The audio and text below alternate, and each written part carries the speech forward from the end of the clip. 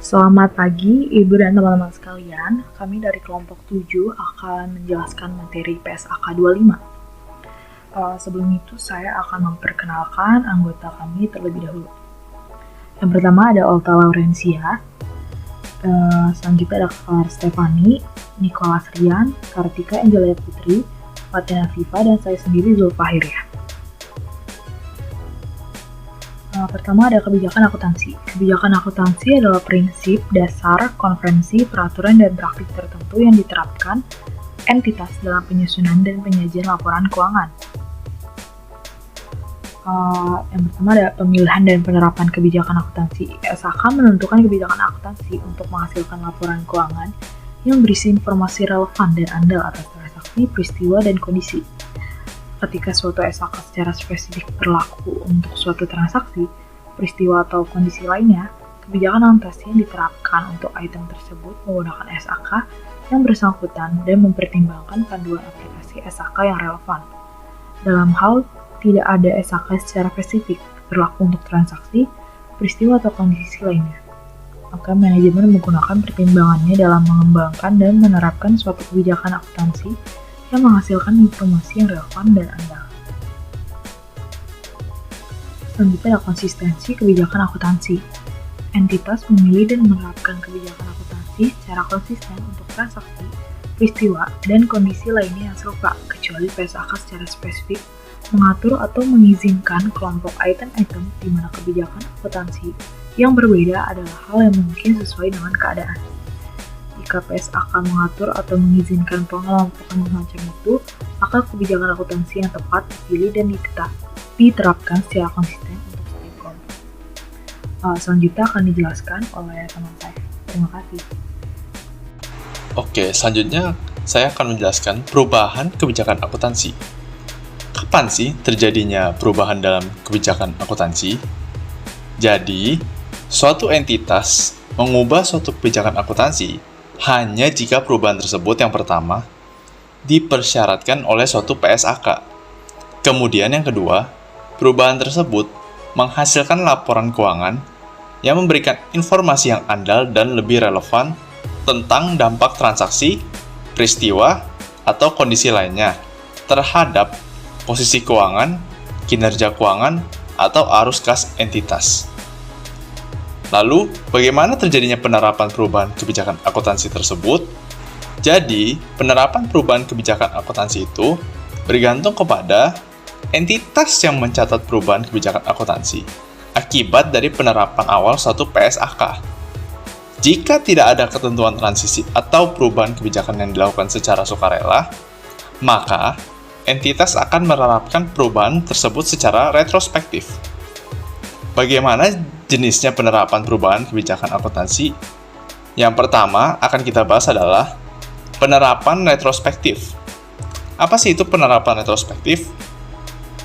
Penerapan retrospektif adalah penerapan kebijakan akuntansi baru untuk transaksi, peristiwa, dan kondisi lain, seolah-olah kebijakan tersebut telah diterapkan sejak awal transaksi.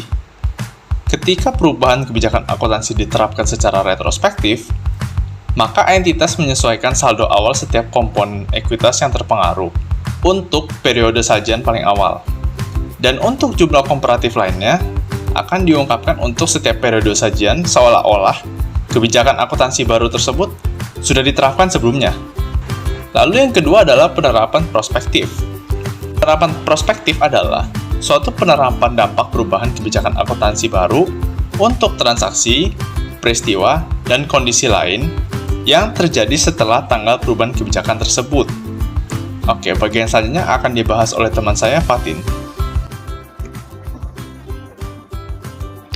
Selanjutnya yaitu mengenai pengungkapan atas perubahan kebijakan akuntansi. Apabila suatu standar atau kebijakan yang baru diterapkan, maka entitas harus mengungkapkan perubahan apabila mempunyai efek atas periode berjalan atau periode sebelumnya, ataupun mempunyai efek atas periode masa datang. Akan tetapi, tidak dapat dipraktikkan untuk menentukan jumlah penyesuaian yang diperlukan di dalam periode berjalan atau periode sebelumnya, ataupun yang diharuskan di dalam periode masa datang. Entitas harus mengungkapkan, yaitu yang pertama, judul PSAK, yang kedua, bahwa perubahan yang dilakukan sudah sesuai dengan persyaratan peralihan, yang ketiga, sifat perubahan kebijakan akuntansi, dan yang keempat, ketika dapat diterapkan penjelasan ketentuan transisi. Yang kelima, ketika dapat diterapkan ketentuan transisi yang memiliki dampak pada periode mendatang. Dan yang terakhir, untuk periode berjalan dan setiap periode lalu sajian, sepanjang praktis, jumlah penyesuaian untuk setiap item laporan keuangan yang terkena dampak. Next.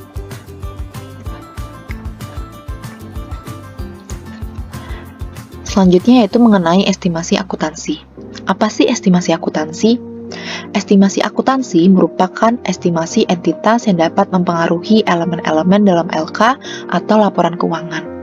Jadi, estimasi akuntansi itu bisa dijelaskan yaitu mengenai perkiraan unsur laporan keuangan, termasuk perkiraan nilai suatu transaksi yang angka pastinya itu baru diketahui di masa depan, dan data yang angka pastinya itu nggak mungkin didapat secara tepat waktu dan hemat biaya.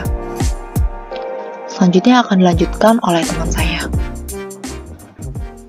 Perubahan estimasi akuntansi. Perubahan estimasi akuntansi ini mencangkup penyesuaian jumlah tercatat aset atau liabilitas atau jumlah pemakaian periodik aset yang dimana berasal dari penilaian status kini dan ekspektasi manfaat masa depan serta kewajiban yang terkait dengan aset dan liabilitas tersebut. Jadi, estimasi mungkin perlu direvisi jika terjadi perubahan keadaan yang menjadi dasar estimasi atau akibat informasi baru atau tambahan pengalaman. Selanjutnya adalah pengungkapan perubahan estimasi akuntansi. Suatu entitas harus mengungkapkan jumlah dan sifat perubahan estimasi akuntansi yang dimana mempunyai dampak di dalam periode berjalan. Demikian pula, suatu entitas harus mengungkapkan dampak perubahan yang diharapkan di dalam periode mendatang jika tidak praktis untuk dilakukan. Baik, terima kasih Clara atas presentasinya. Saya Olta Laurencia akan melanjutkan presentasi dari kelompok kami. Jadi di sini kita akan membahas mengenai kesalahan.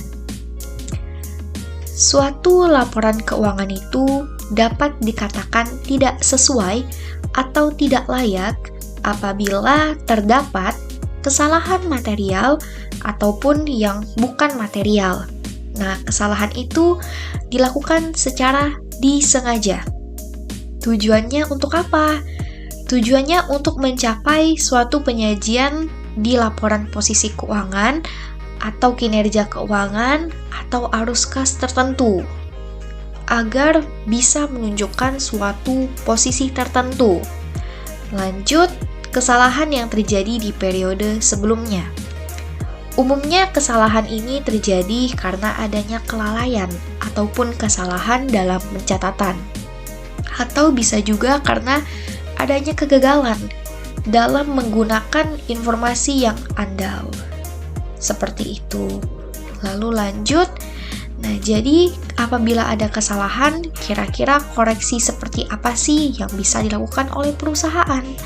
Nah, jadi perusahaan nantinya akan mengkoreksi kesalahan tersebut secara retrospektif. Jadi nantinya perusahaan harus kembali ke masa sebelumnya atau bisa dikatakan kilas balik seperti itu. Nah, apabila perusahaan menemukan adanya kesalahan, maka hal yang bisa dilakukan oleh perusahaan adalah yang pertama, menyajikan kembali jumlah komparatif untuk periode lampau di mana kesalahan tersebut terjadi. Lalu yang kedua, apabila kesalahan tersebut terjadi sebelum periode lalu sajian paling awal, maka perusahaan dapat menyajikan kembali saldo awalnya, baik saldo awal aset, hutang, ataupun modal untuk periode lalu sajian paling awal. Nah, untuk presentasi selanjutnya akan dilanjutkan oleh teman saya, yaitu Kartika. Kepada Kartika, saya persilakan. Terima kasih.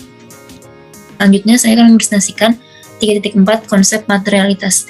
Suatu kelalaian pencantuman atau kesalahan penyajian item, omissions or misstatement of item adalah material jika hal tersebut secara individual atau kolektif mempengaruhi keputusan ekonomi pemakai yang diambil berdasarkan laporan keuangan. Materialitas tergantung pada ukuran dan sifat kelalaian pencantuman atau kesalahan pencatatan dengan mempertimbangkan keadaan yang melingkupinya. Misalnya, kesalahan beberapa ribu rupiah saja dalam pencatatan aktiva yang dinyatakan sebagai beban pada perusahaan yang memiliki aktiva jutaan rupiah akan dianggap sebagai kesalahan yang tidak material dan tidak dibutuhkan koreksi. 3.5 Pengungkapan. Yang pertama, sifat kesalahan periode lalu. Yang kedua, untuk setiap periode sajian, sepanjang praktis, jumlah koreksi terbagi lagi menjadi 2. Itu untuk setiap item laporan keuangan yang terpengaruh. Terus yang kedua itu, jika kita menerapkan PSAK 56, laba per saham, maka mengungkapkan laba per saham dasar dan dilusian.